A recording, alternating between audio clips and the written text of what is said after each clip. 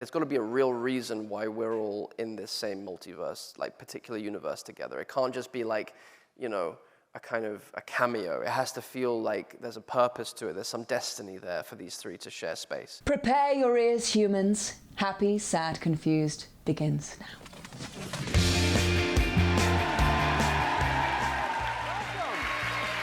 I'm Josh Horowitz, and today on Happy, Sad, Confused, we're live at the 92nd Street Y with Andrew Garfield, everybody. You ready? You are definitely ready. I am so excited to bring Andrew out today to talk about this beautiful film. We Live in Time is the movie. It will probably make you cry. He and Florence Pugh kill it in this, as Andrew always does. He is one of the most accomplished actors of his generation. He can do it all. He can do superheroes. He can do Scorsese on stage, on screen, Academy Award nominated, Tony winning. He can sometimes be a werewolf, but I don't hold that against him. I was just testing you. You're a good crowd. Good, good. I'm so excited to talk to him about this film, his wonderful career. He is always a gem. Please give a warm New York City welcome to Andrew Garfield, everybody. Come on.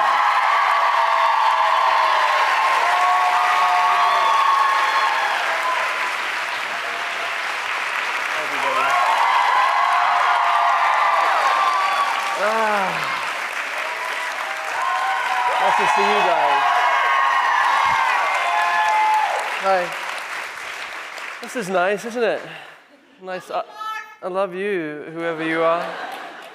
It's nice to be here with everyone in this city, and yeah, this is sweet. Thank you for coming out tonight. Lovely. Thank you for being here, Josh. Oh, well. Thank you, buddy.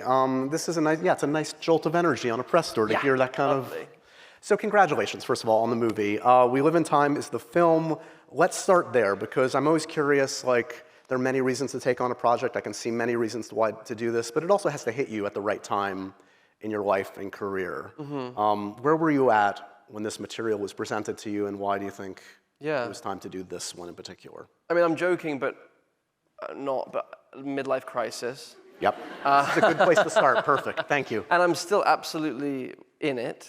No, I just midlife, just like a midlife transition from, I think in our 20s and 30s, we are very driven and narrow-minded, and we want to plant the flag of who we are in the world and try to figure out who we are in the world and let people know who we are in the world, and we can be quite blinded and kind of narrow in our vision. And it's survival, we're trying to survive, and then life happens, and hopefully we do plant some flags and we do find out some of who we are. And then with that, maybe we lose a few people at the same time. And then maybe after that, with some flags planted that you thought you knew what that was about, and then the person that you love the most is no longer there, you kind of go, well, what happened, and where am I going now? And everything kind of just changes. That was my experience anyway. And I've spoken about it publicly. I lost my mother during that time, and it was a rearranging experience. Like my whole system was rearranged, and it was like half of my ambition died with her. It was a really weird experience. It was a really strange thing. It's like a lot of my energy left with her. And I think knowing that we all die, I think we all know that, right? Like, no one's under the illusion that we're going to be Meryl Streep and Goldie Hawn and death becomes her. This is excellent reference. Well done. But even if we could be Meryl and Goldie, we know how that story ends, and that's not a fate that any of us want. But so even with that, I kind of got very confused about the meaning of life, with this new visceral understanding that, it absolutely is proven out that it does end. And then I decided, kind of not intentionally, it was kind of decided for me with my own body. It was like, I just want to think about this for a while, actually. I don't want to run away from these hard questions, these hard moments, this grief, this loss, the absence of my mother's energy on this planet. I didn't want to run away from it. I wanted to just be with it. And because, we fill our lives sometimes with things that aren't healthy, whether it's work or validation or alcohol or drugs or food or you name it. There's a lot of running that we can do as human beings. And I am no different. And I really try to stay still and be with the internal experience. But then, in the midst of that, 1 year in, I receive a script, the We Live in Time script, and it was as if I had written it from that place. It felt like, oh, this is all of the things that I'm considering. And of course, it's written by Nick Payne, who's an amazing playwright and screenwriter. If you haven't, Constellations was one of his great plays that a bunch of different actors have done. Again, a non-linear love story. And he's similar age to me, similar neuroses, I suppose, to me, similar questioning and similar searching and longing. And he just happens to be funnier than I am. And so it was like all of that but funny. And it was like, okay, well, we need that. Otherwise, it's just going to be me kind of like existentially dreading everything. And that, no. Can you make this entertaining, my existential dread? Exactly. It can't just be 2 hours of me going, we're all going to die, we're all going to die, we're all going to die. What's the point? A black box theater experience with Andrew Garfield. Exactly, yeah. Add in Jaffa cakes and chocolate digestive biscuits and like Snickers for some and Bounties for others and a mince pie and a love and birth and like the joy of being alive and then you have a movie worth watching, I think. Yeah, you do. And add in John Crowley, who you've worked with before. Oh yeah, John Crowley. He directed. Add in Florence Pugh's in it. Pugh. So, I think the internet exploded when they realized that you guys were going to be working together. They were like, this makes sense. I think you guys presented on an awards show and everyone was like, we want more of this. Right, yeah. Is it a risk to endeavor in something like this? Obviously, Florence is insanely talented. Yes. We know that. Yes. But you've never worked with her before. No. We always hear about the chemistry thing, obviously. Does it feel like a risk to get into something like this, not knowing what your dynamic is going to be? Yeah, I don't think no one's seen the film yet, right? No, it's not out yet, no. Makes sense, yeah. We've been doing festivals, so I don't know.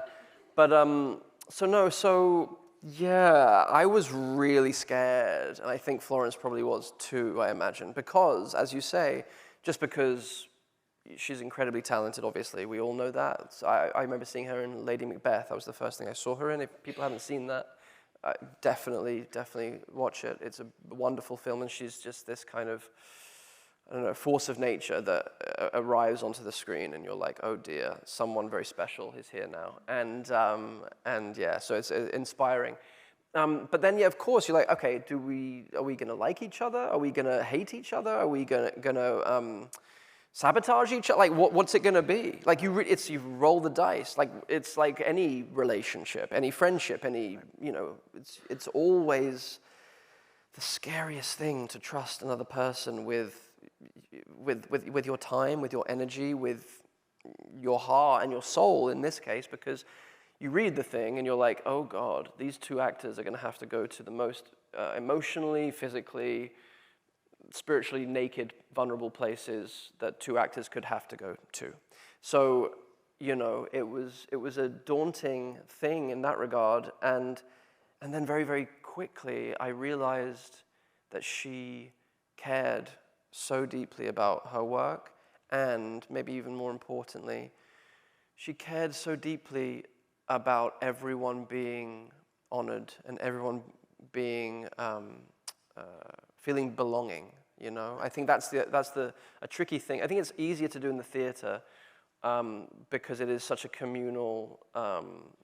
Everyone's so dependent on each other in the theater. Whereas in film, I think there's this hierarchy that can happen sometimes where one person thinks they're more important than the next. And it's a refreshing thing. And it happened on Tick, Tick, Boom in the sense that it was theater people, It's like, oh, thanks. But it was a bunch of theater people who knew the score. And it was like, if one of us isn't fully here, and if one of us isn't fully welcomed to the community, then we are not complete and we're not whole. And she also has that understanding. John Crowley has that understanding. And so the tone set by, I think, the three of us for the crew was that. And I was just so pleasantly surprised. And then you add to that a similar working style. Like, there are some actors, and there are multiple ways to skin a cat. Why is that an expression? You've not skinned a cat different ways in your life? Yeah, no, I guess I haven't lived. I don't know why it's such a weird, but there are multiple ways to skin a cat, and you all know what I mean. Yeah. So in terms of people's methodology with acting, in terms of how people approach the work, there is no right way, there is no wrong way, unless you're hurting yourself or another, I believe. Actually, maybe if you hurt yourself, just that's your choice, but maybe a little sick, and you might need some extra psychiatric help. But I, do no harm to your fellow actor. But then some people will show up very, very rigid in what they're going to do, and it's like, this is what I do in this line, this is what I do in this, blah, blah, blah. And no matter what you throw at them, it's like, no, it's like impenetrable, and that's fine. And like, I know there's some great Oscar-winning performances that are that, and it's what do you like at work? And what I like at work, I like preparing really hard for months in advance, and I like to get myself inside the heart, soul, mind, body, physicality, voice, longings of the character, and then I like to prepare as hard as I can so that I can, as soon as action is yelled, I can totally surrender to whatever the moment is. That's what gives me the most pleasure. And I always hope that my fellow actor is similar, and Florence is exactly the same. Like, it was just this, oh my God, we got to play. It was like the original impulse of when I was first making home movies with my dad, or when I was making like home movies with my high school friends. We had a production company called Bouget Productions, which is a French pronunciation of budget production. And we made like spoofs. We would get really high. And we would make spoofs of like Guy Ritchie films, like Lock, Stock, and Two Smoking Barrels, or like James Bond films, and we would edit in camera, like one take, and then you move on, and it was like a little handy cam. It was before we had like Nokia phones with Snake on them, like the good old days, and then we had a handy cam that we would like record. Okay, stop. Okay, start. Okay, next scene. What's the next scene? I have no idea. Let's just do it. And it was the most joyful thing. So it feels. When a film set can feel like that, when it feels like you're making a film with actors, Those are just questions. Come on down. I'm aware. I was prepared. They prepared me backstage. But still, nothing can prepare you.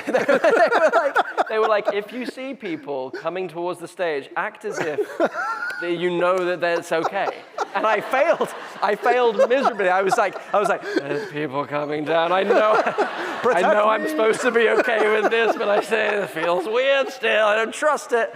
And hence my trust issues with Florence. And she, I don't trust anybody. I don't trust anyone in this room.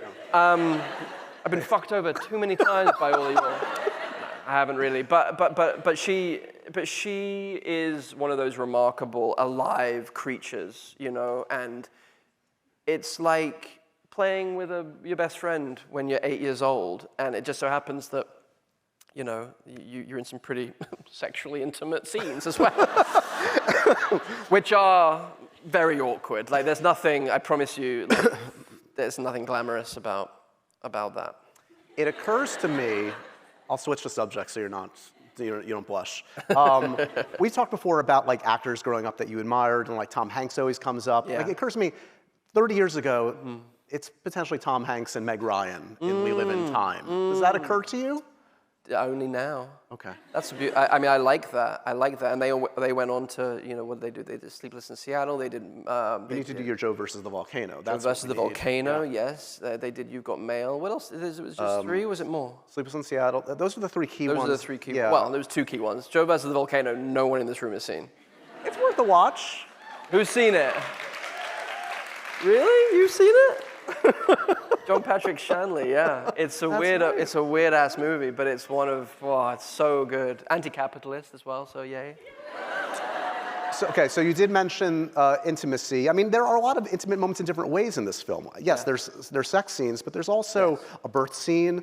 There's cutting her hair. These all have to feel intensely intimate. Yeah. What do you recall from any of those? What jogs your memory in terms of like connecting with her and feeling like exposed in the best possible way and connected to your co-star? Yeah, I don't want to give anything away because there are some surprises in the film in terms of how some of those scenes play out. And the birth scene in particular is quite special. When I read it on the page, I was like, I have never ever seen a scene like this in a film. And that's a rare thing to feel. It's like, oh no, they've reinvented this style of scene in such a wild way, and how are we going to do it? I will attest, you're going to see this in the theater, and you're going to audibly react. It's an audience participation moment. It really is. It really it's is. A collective experience. It's beautiful. Yeah. And it's funny, and it's moving, and it's quite, and very English all the while. Sorry, what was the question? Just of those different intimate moments, the birth scene, cutting the hair, the sex scenes. I mean, I don't know, like in terms of when you felt most connected or awkward in the best possible way. Oh no, can I tell this story, Andrew? Yes. No, I'm not asking you, Josh, I'm asking Andrew. Yes, Andrew. All right, well, there's your answer. That is my inner voice. It's pretty funny. And I don't think Florence would mind. So the first sex scene we shot, we were really, really nervous because it just is that way. And we were really trying to make sure that each of us were okay. We had a great intimacy coordinator there. It was more of a choreographer than anything. We choreographed a bunch of very beautiful sex scenes. And the first one we shot happened to be one where we had been married for a while. So it had to feel very comfortable and very owned, and like we knew each other's bodies and we knew each other's wants, and we could feel into each other emotionally. And you know, it was a lot of like build up and you know, I think particularly for a man on set with a woman, it's like the responsibility is so heightened, like to make sure that, like, I will probably ask if she is okay an annoying amount. You know what I mean? It's like is everything okay? It's like I'll move slightly towards her. Like, is this okay? Is this all right? Are you still comfortable? How's this? I might kiss you now, but we don't have to. Even though we're pretending to be married, we don't have to be a married couple that kiss. It's okay. And she was exactly the same. She would just laugh at me because she's very confident in her body and in her sexuality and in her being. You know, Florence is Florence. So anyway, we do the first take of this very intimate, passionate sex scene. And it's a closed set, which means it's only me and Florence in the room together, and the camera operator, who's our DP, a lovely man called Stuart. And he's very, very polite and very sweet and gentle. And our boom operator, who's also very sweet and gentle, and they're both so English. And we're in this room in this old country house that we live in. And the director's in another room next door. And so the scene becomes passionate as we've choreographed it. And we get into it, as it were. And we go a little bit further than we were meant to, just because we haven't heard cut and it's feeling safe, and we're just kind of like, okay, we'll go to the next thing, and we'll let this progress, and we'll just carry on. And then at a certain point, both of us kind of like, I feel like we're both kind of telepathically saying to each other, this definitely feels like a longer take than expected. And notice I'm doing this motion. And I think I look up, and I have to like show you. No, it's nothing like, I'm not gonna gyrate. I look up, I'm not playing myself in this, I'm playing someone else. I look up, and in the corner is Stuart and our boom operator. Stuart has the camera by his side. And he's turned into the wall, into the corner, with his head down. And the boom operator is also like this. And we crack up, me and Florence crack up, and we shout, we're like, John, you gotta say cut louder. And Florence was like, oh my God, this is the most cringe moment of my fucking life. And poor Stuart, because he was just like there waiting for us to stop groaning. It was brutal. And like just took the curse off of any other, like it was like, oh, you start with a bang, and it's like, as it were, and it's like, okay, that was the most embarrassing thing that's ever happened, and now nothing could get any worse. So it was just like, it just like deepened our comfort. And John came in, he was like, guys, I'm so sorry, I was trying to be loud, but the groaning was rather loud, and maybe you couldn't hear me over your own groaning, and it was hilarious.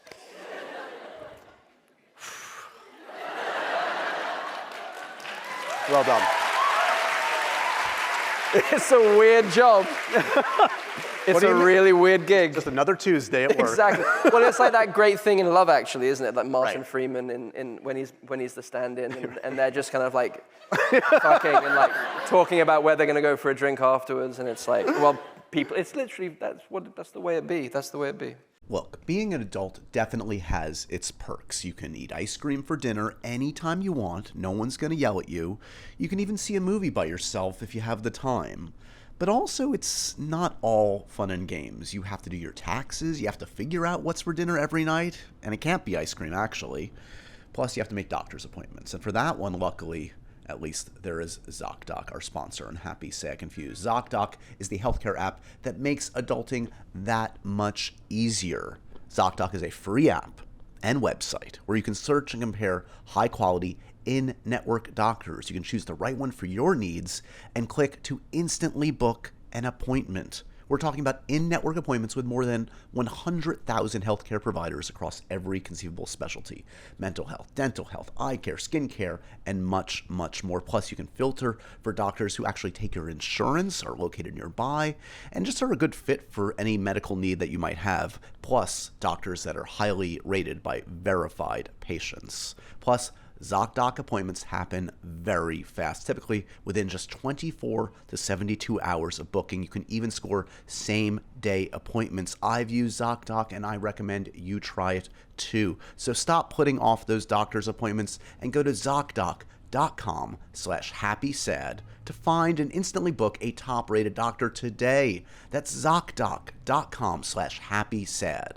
ZocDoc.com/happysad.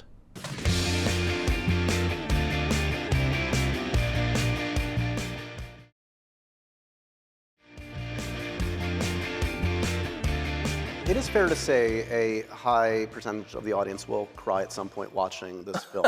My curiosity is, for you as an actor, are you able to cry at your own films? If you're watching the end of Hacksaw Ridge, if you're watching Gwen Stacy fall to her death, will a tear come to your eye? Yeah. I mean, yeah, actually, you know, like, yeah. I mean, why not? Yeah. When a movie's good, a movie's good. Like, and I got over a lot of self-loathing when I was young, because, you know, I mean, whenever we hear our own voice on a outgoing voice, it's like you're like, oh, I'm gonna kill myself today. Oh, well, that's that. I no longer will exist after I finish my dinner.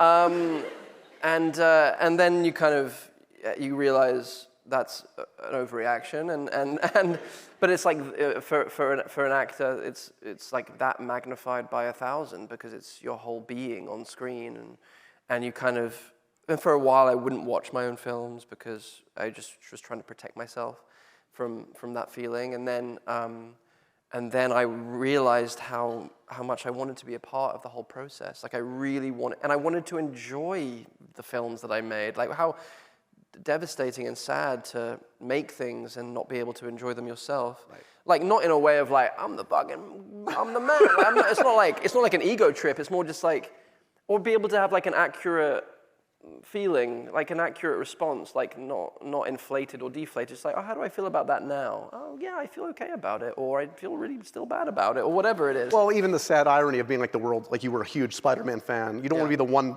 Spider-Man fan that can't enjoy Spider-Man. Right, yeah, well, that was a while for me. That definitely was.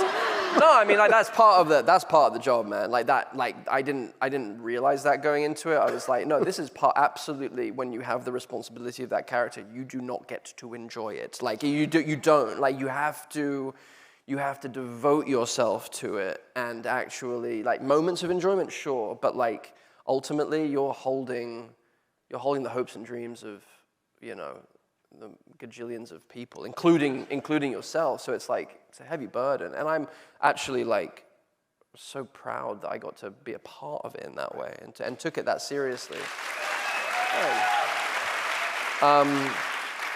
But I figured out I really wanted to be a part of the whole process of filmmaking. Whatever film I did, I wanted to be a part of pre-production, post-production, the edit. I wanted to give notes. I wanted to collaborate with my director. I really just wanted to learn. I just wanted to be more open and like honestly just kind of get over myself as much as humanly possible, and remember that I'm a cog in the kind of machinery. No, that's the wrong analogy, but I'm a part. I'm like, I don't know, I'm the paint or the brush. I don't know. I'm part of it. I'm not like, and it's like, and I just want to honor that I'm just a part of it, right. You know, and not take myself so seriously within it. I feel like I've spent like half my career talking to like this crew of actors your age. Yeah. That came of age together. Jamie Dornan, Charlie Cox, Jamie and Rob Pattinson, Tom Sturridge, Eddie Redmayne. Did I leave anyone out? You tell me. I did an interview the other day for The Hollywood Reporter, and I mentioned this crew, yeah. And I did mention Jamie, and I did mention Rob, and they left it out, and I saw that the journalist maybe didn't hear me over the Zoom, and I was like, Jamie is going to be texting me in 5, 4, 3, ping. And he was a screen grab of that part of the interview, and he had drawn on it. Wow. And I had my voice note prepped. I was like, my brother, my friend, my lover, I love you more than anything, and you know this, and I guarantee, and I will get the transcript, I will get the audio, I said your name.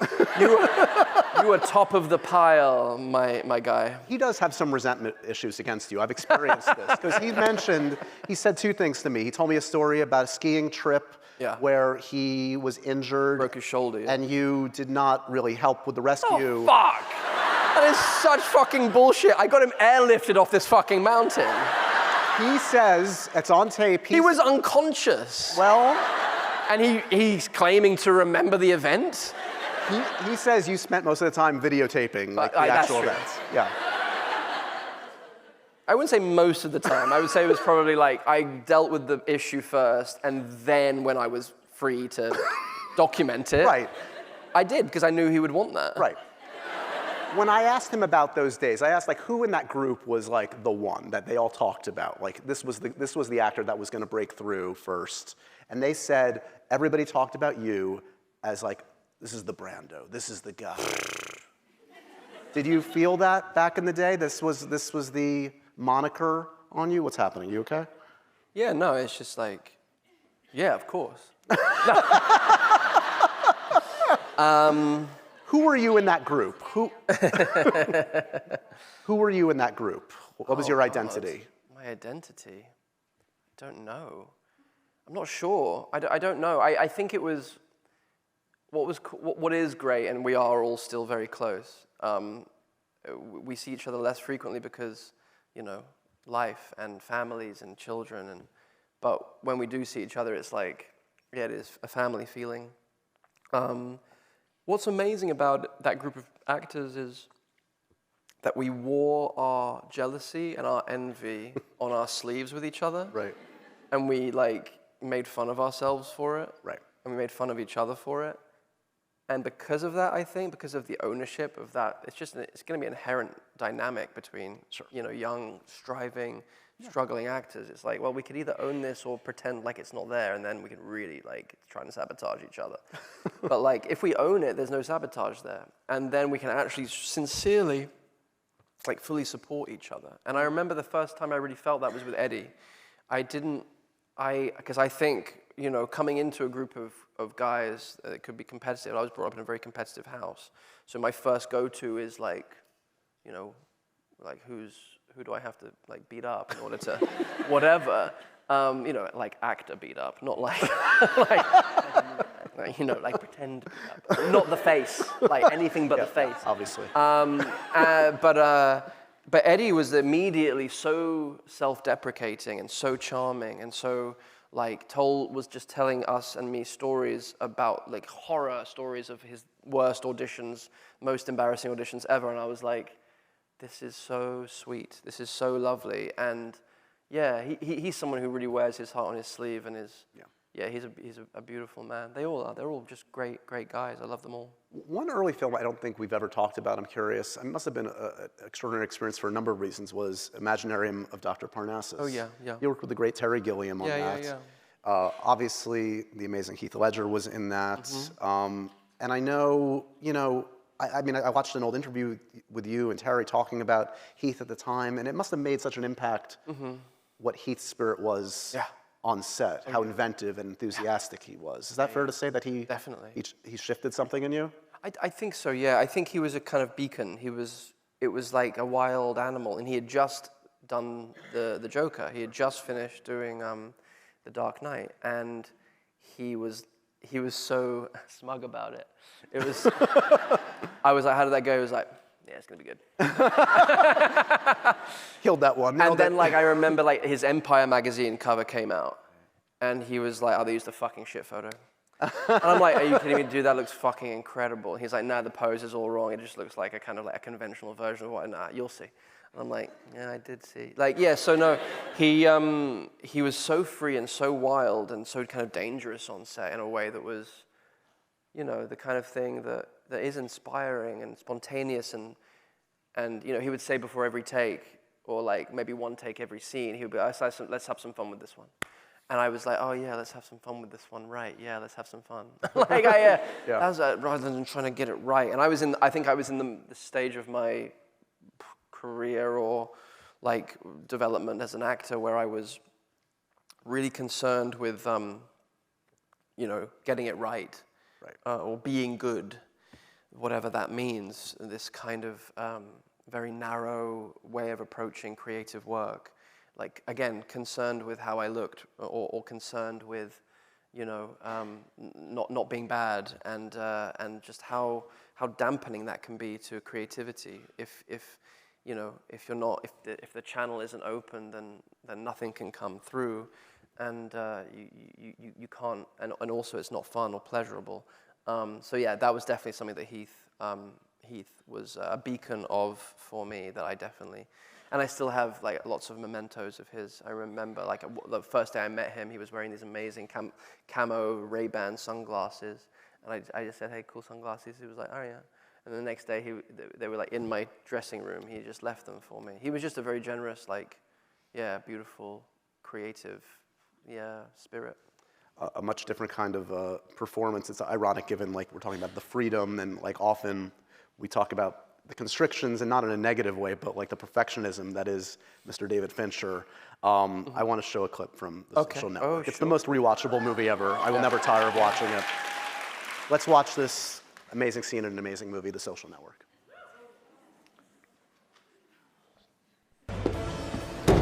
What's your sound? Mark! Mark! He's wired in. Sorry? He's wired in. Is he? Yes. How about now? You still wired in? Security. You issued 24 million new shares of stock. You were told that if new investors came How much along... were your shares diluted? How much were his? What was Mr. Zuckerberg's ownership share diluted down to? It wasn't. What was Mr. Moskowitz's ownership share diluted down to? It wasn't. What was Sean Parker's ownership share diluted down to? It wasn't. What was Peter Thiel's ownership share diluted down to? It wasn't. And what was your ownership share diluted down to? 0.03%.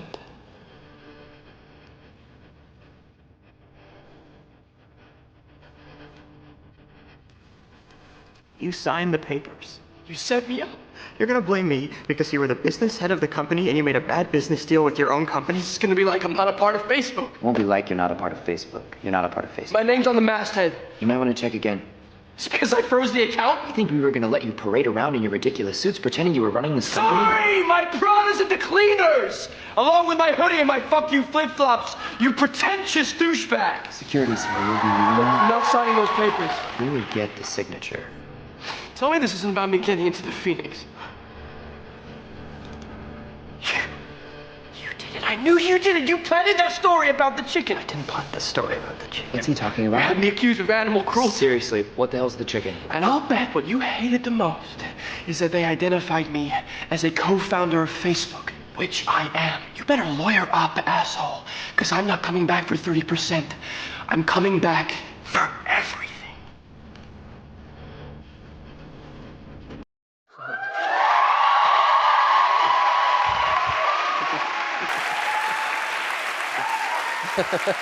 I mean, it does not get any better than that. Like, does anybody ever say, you better lawyer up, asshole, to you? You ever get that? I do. I like it.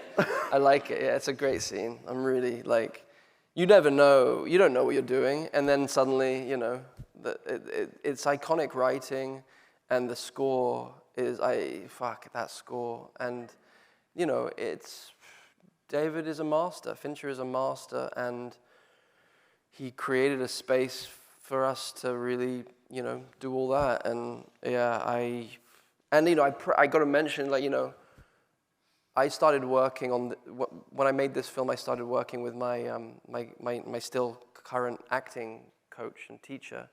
This was the first film I really started working with her on. Her name is Greta Seacat, and her mother was Sandra Seacat, who I did a show called Under the Banner of Heaven with. She played my mother in Under the Banner of Heaven.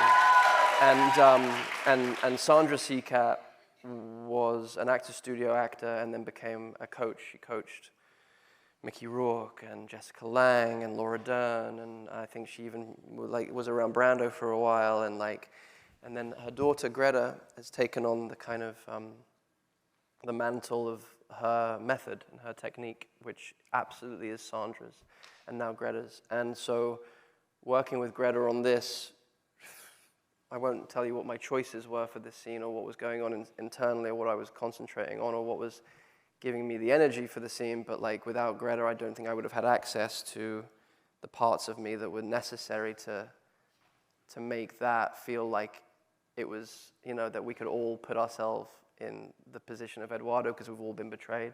And we all wish we could have that level of righteous rage and indignation, have all those angels on our side with us. It's like you can feel that he's surrounded by like righteous angels who are just like, murder that motherfucker. Like all of us know what that experience is, and all of us wish we were that articulate, that erudite, that funny, and that fucking slicing moments like that. So I think that's one of the reasons why that scene is so meaningful. It's an but all-time. I owe a lot of that to obviously all the people I mentioned, but Greta, my friend Greta, who really helps me access me in the way that is then generous and hopefully will be generous for an audience, you know.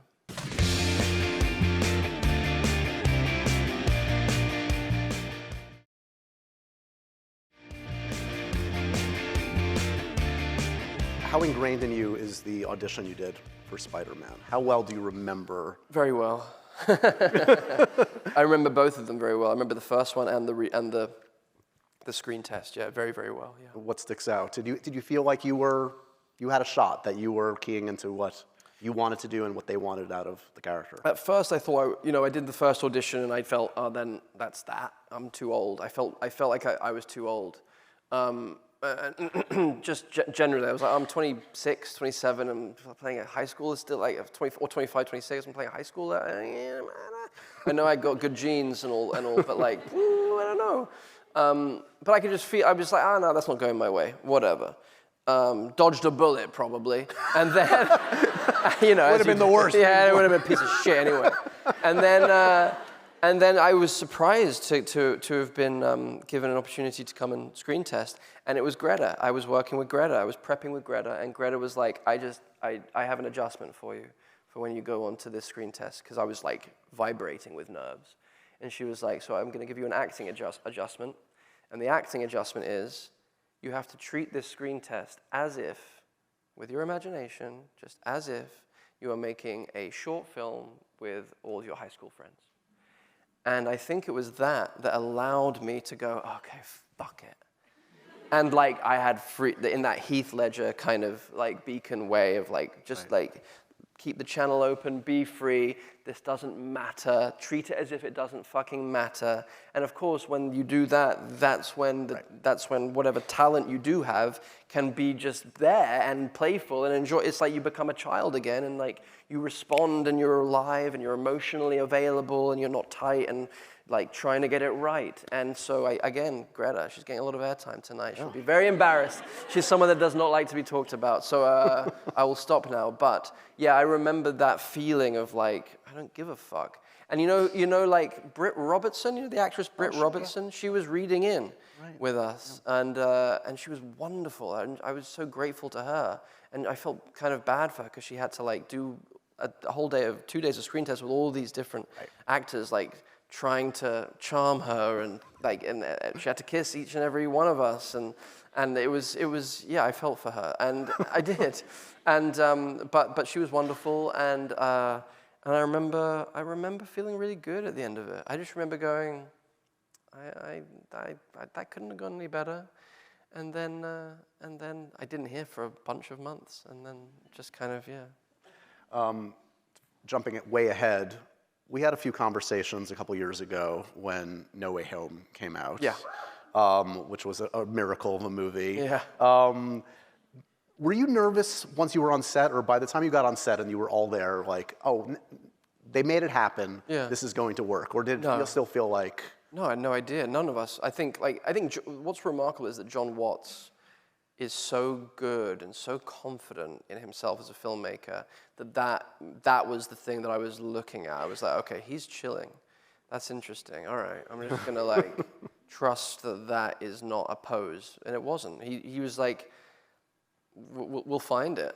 We'll find what it is. And I think with that spirit, you know, I had multiple conversations with him before, because I was like, you know, I don't want to do this if it's not going to be fun. I don't want to do this if it's not going to be healing in some way. I don't want to do this if it's not going to feel like it's actually meaningful. Like, there's got to be a real reason why we're all in this same multiverse, like particular universe together. It can't just be like, you know, a kind of a cameo. It has to feel like there's a purpose to it. There's some destiny there for these three to share space. Right. And he was so up for that, as were the writers, as were the other, you know, Toby and Tom and Amy. And you know, the only thing that was really set for my character was that I was going to catch MJ, and that's what sold me on it. I was like, okay, that's plenty. But around that, I was like, we need to have fun. It needs to feel offbeat. You kind of wanted to feel a little like analog or something. Mm-hmm. Like, you don't want the obvious shit to happen. You want Toby to have his back cracked by me. You want like right. You want us to be asking him annoying questions about like what you want us to be comparing like villains with. You want all that crazy fun nerd shit, like letting yourself go, well, what would it be? What would the banal conversation be? Right. What would the kind of waiting for the villains to show up? Like, what is that? Like, like passing the time? Like, it didn't. And it was mostly improvised. All of that was mostly improvised, and so much fun, just joyful. So yeah. You talked about saving MJ. I do have a clip I want to show. It's after you save MJ, another hugely emotional scene from one of your films that just works. Let's remind ourselves of this moment from No Way Home. I lost Gwen. She was my MJ. I couldn't save her. I'm never gonna be able to forgive myself for that. But I carried on, tried to keep going, try to keep being the friendly neighborhood Spider-Man, because I know that's what she would have wanted. But at some point, I stopped pulling my punches. I got rageful. I got bitter. I just don't want you to end up like me. Sweet.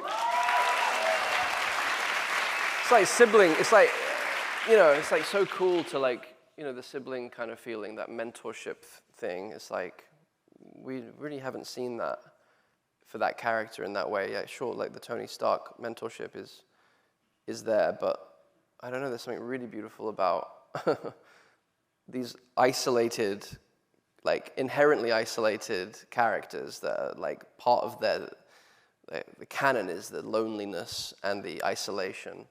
Just for a flash, getting a little bit of like hands reaching out across space and time and going, oh my God, we're not actually alone and we are going to be alone again, but like maybe we can remember this strange dream that we had together. It's like quite beautiful. My only other Spider-Man question, that you might have to don the werewolf for a moment here. I refuse to believe that in the last few years you haven't had some conversations about what might be the future for your Spider-Man. Why are you laughing at me? No, because yeah, of course. Like you would. I mean, it's not it's not like your assumption is not. I don't know, unfounded. I would, if I was in your position, I can imagine going, yeah, he's probably had conversations too. Yeah. Have you offered up your own perspective, ideas to Amy and company about what you'd like to see? See, I also understand that question as well. I understand in your position, you're going to be wondering if, because it was such a success, right, that you'd kind of go, well, they must be talking about it. And Andrew, knowing Andrew as I know Andrew, Josh, I am Josh now.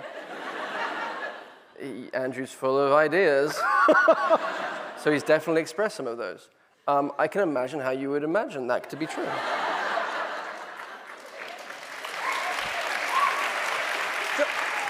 Don't clap for that. We're not getting anywhere, guys. If I were a betting man, do you think I should bet on ever seeing you as Spider-Man again? That's my last try. You don't want me to lose my money, Andrew. No, I care for you. I care about you. But also this feels a little tantamount to illegal, like, I don't know, kind of insider trading in some kind of way. No matter what I say, I could be held liable for that. And so, yeah, I'm gonna decline to comment. Okay, fair enough. We'll let the body language experts have a field day on that one. You saw a little moment from Silence. I do want to mention your amazing collaboration with Martin Scorsese. Must be a life-changing experience. Yeah. And I remember how long that was in the works for Scorsese. And when you get that opportunity to work in not only, I mean, like every Scorsese project is special, but that one in particular, how did that alter you think, as a human being on the planet Earth? Yeah, I don't know. Big question. Yeah, well, I think it made so the premiere, so we did a screening at the Academy in LA, which I'm sure you've seen films at. Yeah. It's an amazing, the Dolby Theater. It's like one of the great movie theaters in the world, probably. And the sound is incredible. The screen's amazing. The seats are comfy. It's like you're in the epicenter of cinema, and they'll do screenings for the movies every year, and Academy members will come and watch. And I flew my dad and mum out to watch Silence at the Academy Theater. I just was like, because my dad's favorite filmmaker is Martin Scorsese, and his favorite actor is Steven Seagal. And I wish I was joking. My dad has a lot of weird proclivities and tastes that are far-reaching, but he's loved Scorsese since Mean Streets. And so I was like, your son's in a Scorsese film. And he couldn't have been prouder, and I flew them out, and I knew he would be jet-lagged, and I knew that he would be tired, and I know that he loves napping in movie theaters, because they're the coziest places in the world. But I was like, I had faith. I was like, you know what, it's his son, it's Scorsese, he's not gonna nap. And my mum will keep elbowing him. Sure enough, 20 minutes in, he was out like a light. And I'm like, my dude, like, you can't, it's like your own flesh and blood. And your favorite filmmaker couldn't keep us like, it was a cozy sea, it was I'll pirate the movie online later. I'll burn it off of whatever later. And no, but it was a very prideful moment. But with him, with Marty, I think one of the main things he taught me was that you can be a master at what you do. You can be the most incredible creative genius and also incredibly nice at the same time. Like, he is such a decent, funny man, friend, collaborator.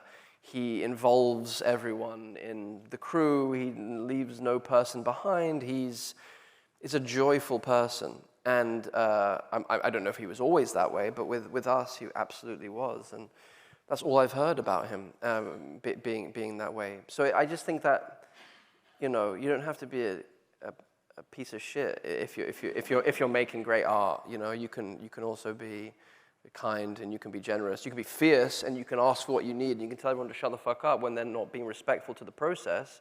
But that's loving in my book. Is it true you guys have been talking about potentially working on, there's a project called The Life of Jesus? No, that's not true. I wish it was. Really? That's not something that is a real thing for me anyway. And I don't know where he's at with it.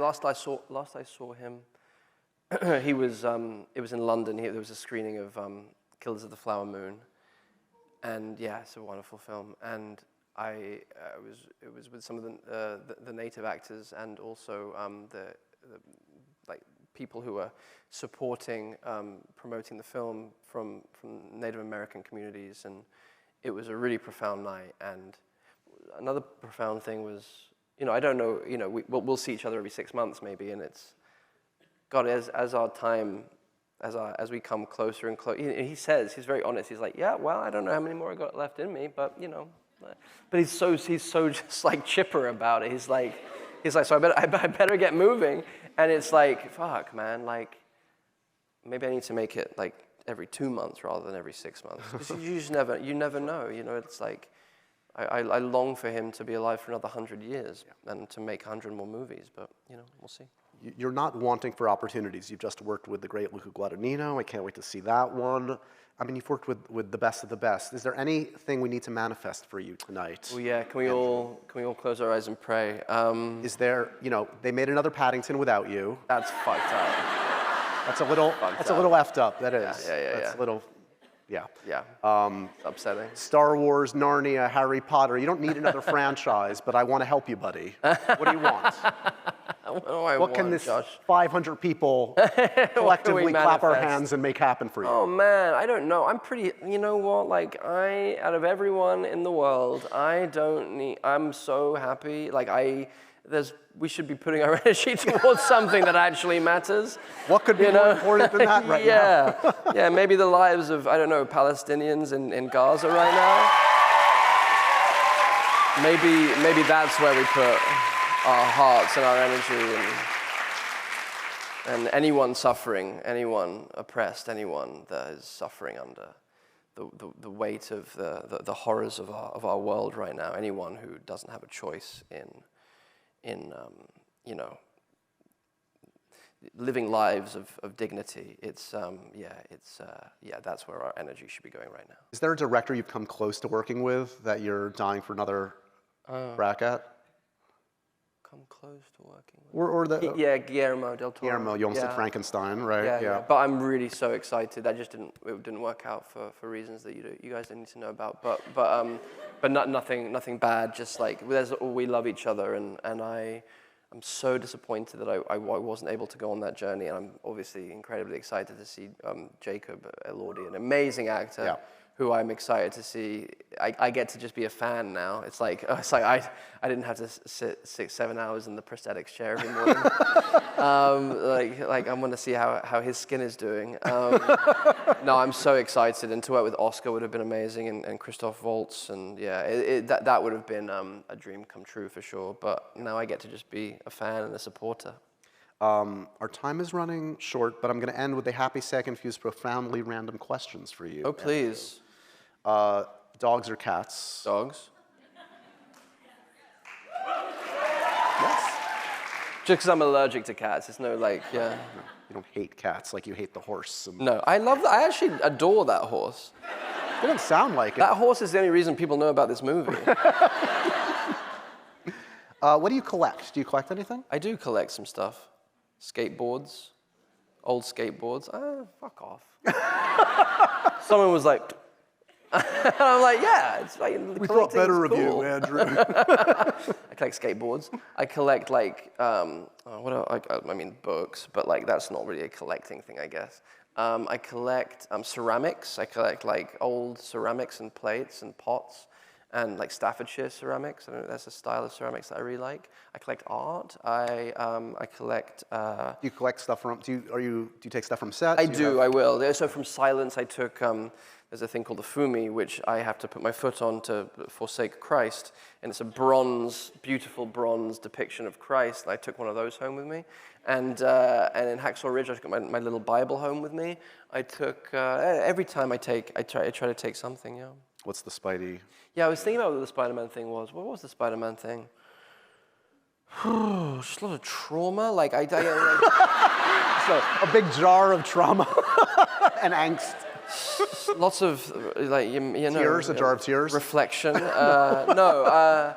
What was it? Just friendships. And, There you go. And great memories. There you go. And yeah, lots of learning. And yeah. What's the wallpaper on your phone? It's not on me. It's I think I keep it very banal. It's like the blue like general background. Yeah, no, fuck that. Like, you know, there's nowhere safe anymore. Could be. You know what I'm saying? Like, people be at, a restaurant or like sleeping on a plane, and you wake up and there's a photo of you sleeping on a plane online. Like, that's some fucked up shit.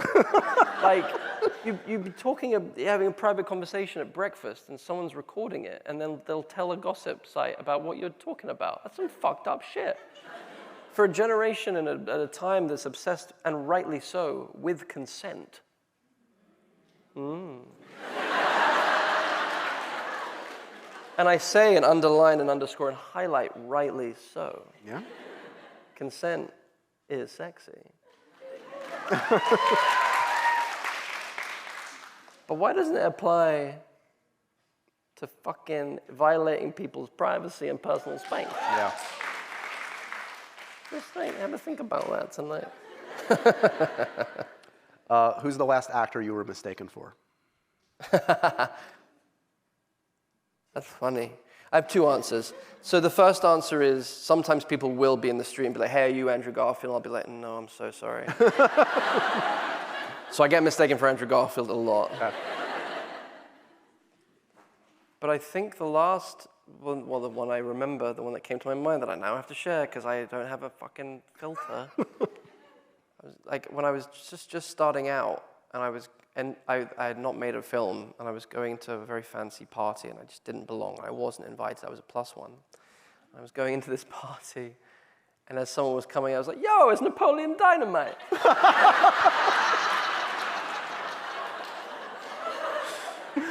So, that. Yeah. Amazing. I didn't feel great about it. Oh, and then another one, it was like, isn't that the motherfucker from Scooby-Doo? Isn't that Shaggy? Yeah, that's Shaggy. Yeah, that's Shaggy. Oh. What's the worst note a director has ever given you? Oh my God. If you want to lie down. Fucking hell. Honestly, I'm not gonna, no. You don't have to name a name, but. Someone told me to do press-ups before a take. Yeah, I know, that's pretty fucked up. Yeah, I didn't love that. I did the press-ups, but I didn't love it. I'll do it, but you're sus. All right, finally, in honor of happy, sad, confused, an actor who always makes you happy. You see them on screen. Oh. You're happy. Oh. Soothing. Oh. Who would that be? Who would that be? Paddington, Tom Hanks. Wait, no, who makes me happy? Go to your happy place, Andrew. Go to my happy place. Okay, right now. Who do you see? I see two people. And they kind of could be mother and daughter. It's Julia Roberts and Io Debris. Your co-stars.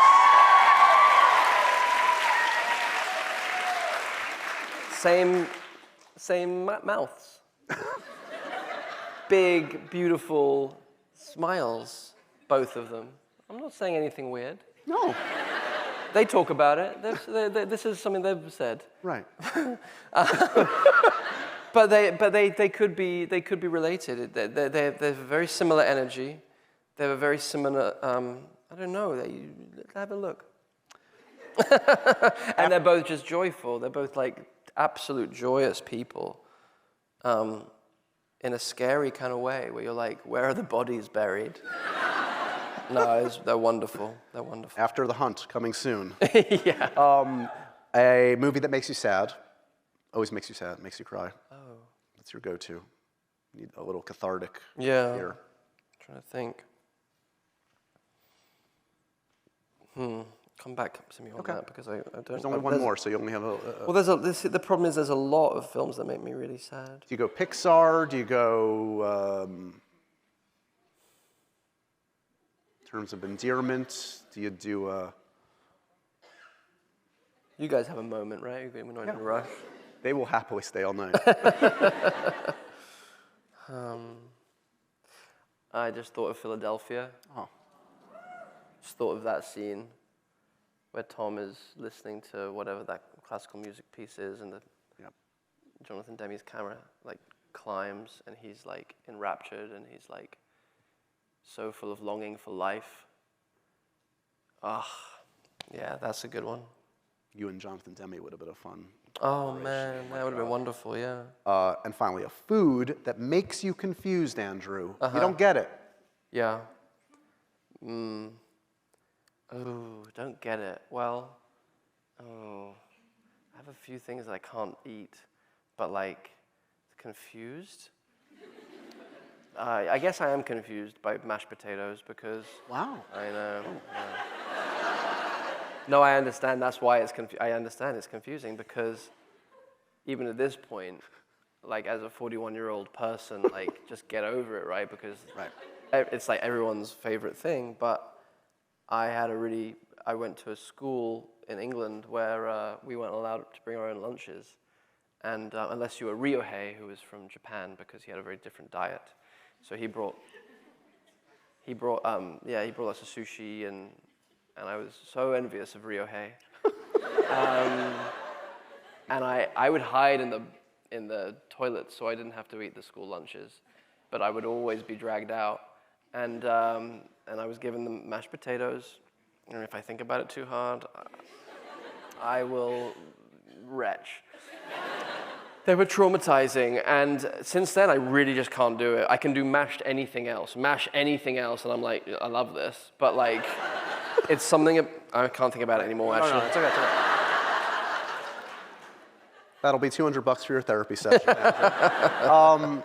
I always adore talking to you. You're always open, honest, and fun. I truly appreciate the time, except around the Spider-Man stuff. That you could be a little better about. Sure. No. I'll work on that. No, you're the best, man. Thanks. Congratulations. We Live in Time. You guys are going to love this movie. Check it out. Spread the good word. Give it up one more time for Andrew Garfield, everybody. Thanks, man. Thank you. Brilliant. Thanks, guys. Really fun. Thank you. Thank you all for being here and hanging out, and thank you very much. Have a great night. See you later. And so ends another edition of Happy, Sad, Confused. Remember to review, rate, and subscribe to this show on iTunes or wherever you get your podcasts. I'm a big podcast person. I'm Daisy Ridley, and I definitely wasn't pressured to do this by Josh.